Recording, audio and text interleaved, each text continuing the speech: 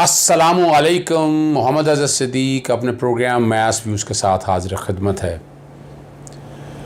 एक इशू जिस पे बहुत ज़्यादा बातें करने का मुझे कहा भी गया है और पसंद भी किया गया है कि मैं आउटस्पोकन हूँ और मैं हक़ाइक़ आपके सामने रखता हूँ।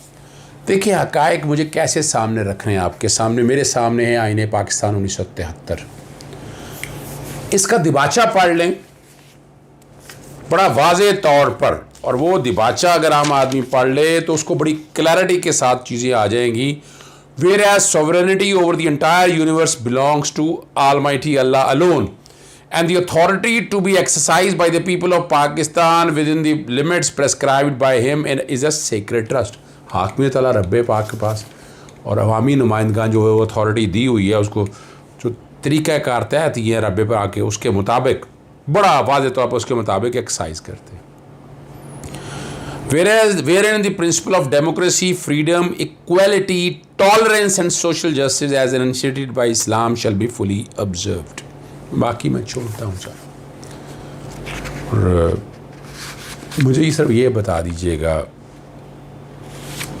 आज अगर मैं जिक्र करूँ, मैं इसको थोड़ी देर के लिए पाकिस्तान को मैं रखता हूँ एक साइड पे। अमेरिका और नेटो ने पूरी दुनिया में, अभी इसराइल ने आपके सामने फ़लस्तीन पे क्या कुछ किया, इंडिया क्या कश्मीर में कर रहा है। ये जो सो कॉल्ड एनजीओ या ये आमिर मीर क्लास, हुसैन हक्कानी, ये सारे ये सोए हुए हैं, ये तो उनके टुकड़ों पे पलते हैं।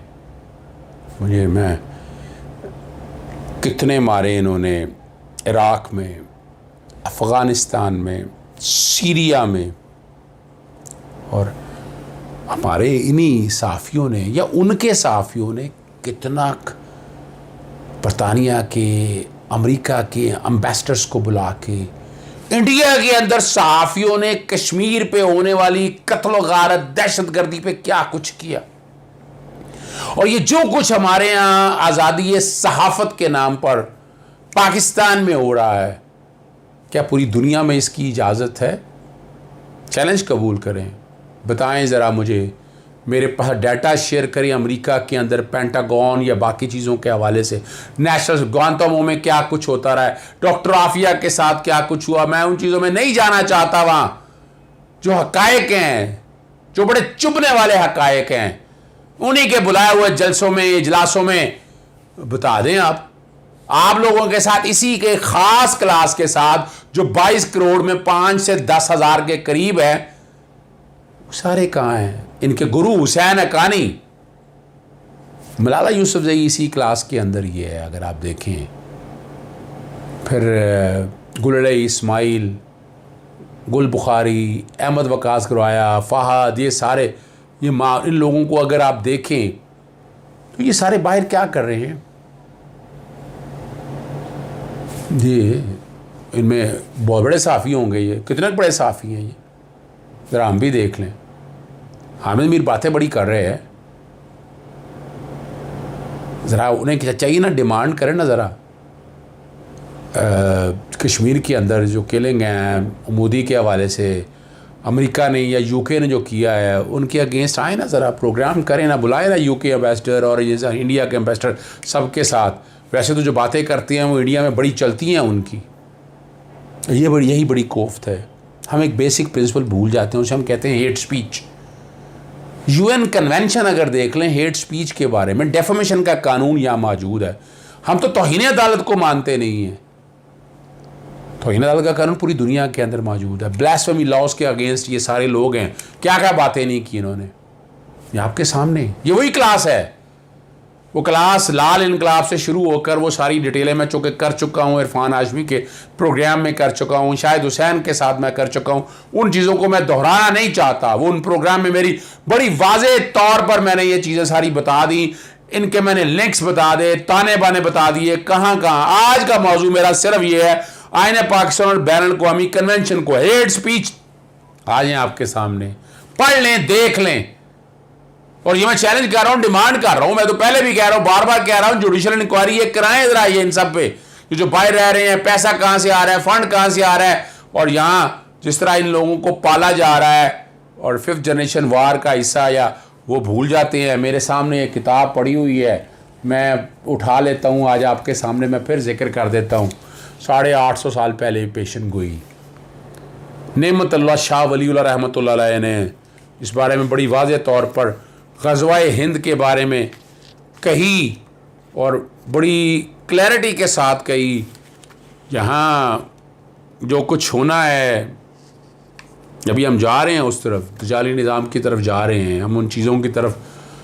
और कश्मीर आज़ाद होने की बातें करते हैं, अगर कुछ पेशन गोई या इन चीज़ों को देखें तो ये मामला सारा कश्मीर और अफ़गानिस्तान की लड़ाई, जब ये मामला चल रहे हैं और उसमें पाकिस्तानी फ़ौज का किरदार पता नहीं हम होंगे या नहीं होंगे। ग़ज़वा हिंद के हवाले से बिशारत दी थी आका दो जहां हुज़ूर नबी करीम सल्लल्लाहु अलैहि वसल्लम की ज़ात के हवाले से वाज़ेह तौर पर है, खुश नसीब होंगे जो इसमें हिस्सा लेंगे। इनके ये जो ड्रामेबाजी चल रही है ना, ये सारी, ये कुछ नहीं होनी है। हर एक अपना एक रोल है, वक्त गुजरना है और ये गुजर जाना है। इनके किरदार सबके सामने आ जाने हैं। और ये जो डीप पॉकेट, ये जो इन एजेंसियों के साथ ये लोग रो सकते हैं, ज़रा बता दें। मैंने जैसे बताया अमेरिका और उस चैनल्स के दरमियान कहाँ ये बात होती है। कुछ नया दौर के नाम से एक वेब पोर्टल भी चल रहा है, उसमें देखें वो क्या एजेंडा लेकर चल रहा है। ज़रा आए ना तहकीकात, हमारे यहाँ NGO और उनकी भी जुडिशल इंक्वायरी हो। देखिए मैं एक वाज़ेह तौर पर कंडेम कर रहा हूँ असदूर पे जो हुआ। हामिद मीर का आपके सामने सारा ड्रामा वो आप सब लोगों ने देख लिया, क्या नतीजा निकला आज तक हमारे तो सामने नहीं आ सका। और चले हामिद मीर तो चले जर्नलिस्ट के क्लास में मौजूद हैं, वो ज़रा आराम से क्यों बैठे रहे। वो कितना चले गए हैं सिंध में, ये सारे ये जो सारी बातें कर रहे हैं। वहाँ आपको याद है अजीज़ मेमन का मारा गया था ना, उसके साथ कितने लोग खड़े हुए, यहाँ से कितने बड़े लॉन्ग मार्च कर लिए या पूरी इंटरनेशनल एजेंसीज के साथ, यानी वो मारा गया है, कत्ल हुआ है। फिर वही नहीं है, फिर अजय लालवानी भी है आपके सामने है। और जो कुछ हुआ हम सब ने देख लिया। क्या सिर्फ इस्लामाबाद और ये सारा कुछ हो रहा है? जो असल जो सहाफ़ी हैं, असल सहाफ़ी है ना, जो बेचारा बेहद मजदूरी से कलम से लिखता है। यहाँ सोशल मीडिया पर तो मैं यूट्यूब पे मैं भी बात करता हूँ, क्या मैं सहाफ़ी कहला दूँगा? और ठीक है, मैं इन्फॉर्मेशन दे रहा हूँ, सहाफ़ी की खिदमात के तौर पर अपनी जगह पर मौजूद है। मैं हमारे प्रोफेशन में बड़े वकील हैं, तो अब जो जाके कल रेडी लगा ले, नान बेचना शुरू कर दे या कोई कारोबार शुरू कर दे तो वो वकील कहलाएगा? वो नहीं कहलाएगा वकील। यकीनन LLB की हो, यहाँ भी यकीनन आपने किया होगा। आप हैं कौन से अखबार में, कौन से चैनल पे तलत हुसैन के बारे में फवाद चौधरी ने बड़ी ज़बरदस्त बात की और वो बड़ी रियलिटी बेस्ड बातें हैं और वो सारी चीज़ें सामने आनी चाहिए ना आप और हम सब के हवाले से। आप पाकिस्तान में देख लें, क्रेडिट जाता है जनरल मुशर्रफ को और मगरबी मीडिया ने एक फ़ैशन बना लिया हुआ है कि जब भी कोई तशद्दुद का वाक़या होता है तो पाकिस्तान की फ़ौज और ऐसे पे इल्ज़ाम लगा देते हैं।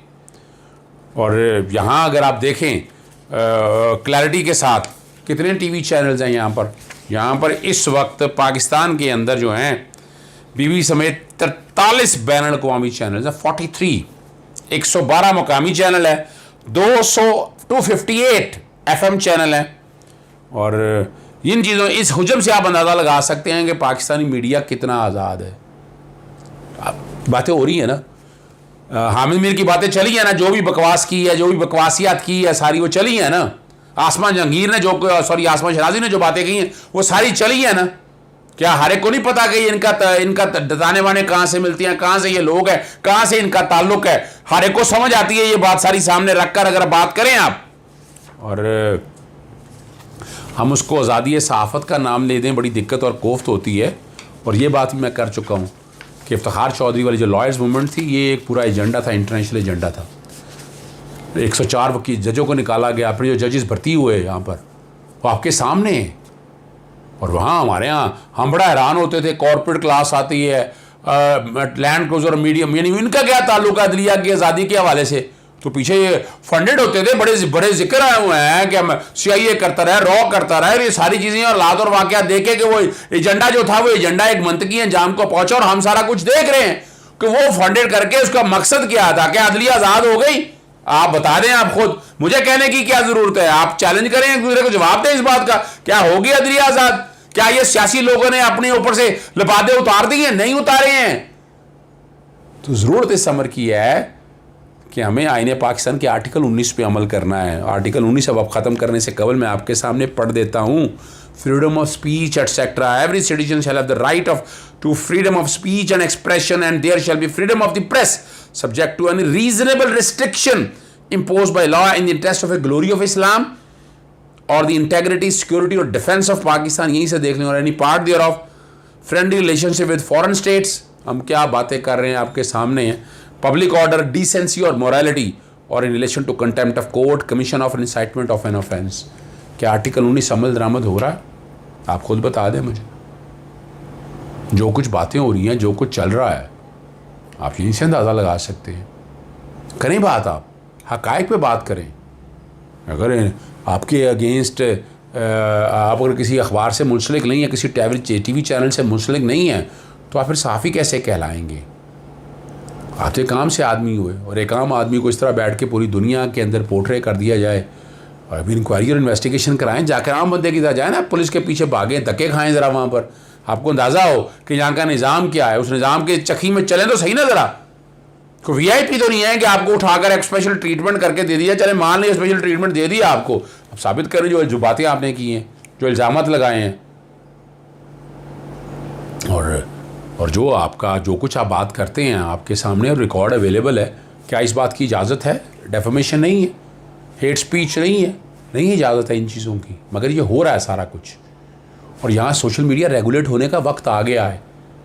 यानी मेन स्ट्रीम पैमरा ने सारी बातें, सारा कुछ चल रहा था। नवाज शरीफ जो बातें कर रहे थे 5 जजेस के बारे में, हम सब ने सारा देखा, तौहीन अदालत में सजाएं हुई, फिर रुके नहीं, फिर मरियम नवाज का सोशल मीडिया, इस सारे मामले में सोशल मीडिया जो नेटवर्किंग है ना मरियम नवाज की, वो एक्टिवली शामिल है। आप ट्विटर उठाकर देख लें, आपको उनके लिंक ट्वीट करना सारा समझ आ जाएगा कि ये क्या करना चाह रहे हैं। जो एजेंडा है उस एजेंडे को मंतकी अंजाम तक पहुँचा रहे हैं या क्या कर रहे हैं, सारा कुछ आपके सामने है।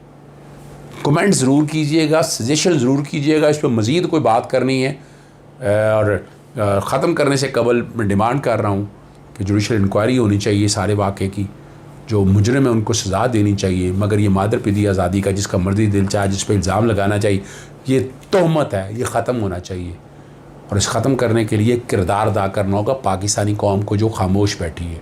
उन्हें खड़ा होना होगा इन माफियाज़ के ख़िलाफ़, जो कभी लाल इनकलाब की शक्ल में, कभी औरत मार्च की शक्ल में, कभी स्टूडेंट के नाम की शक्ल पे, कभी एनजीओज़ की शक्ल में, कभी ये ड्रामों की शक्ल में, ये सारा ये जो सो कॉल्ड ड्रामे हैं ना, ये मार कुटाई वाले सारे, इनकी शक्ल में। जवाब तो जनरल कमर जावेद बाजवा ने जब 30 साफ़ियों से मुलाकात, जर्नलिस्ट से मुलाकात हुई, दे दिया था, फिर जवाब कोई रियाय नहीं किया था।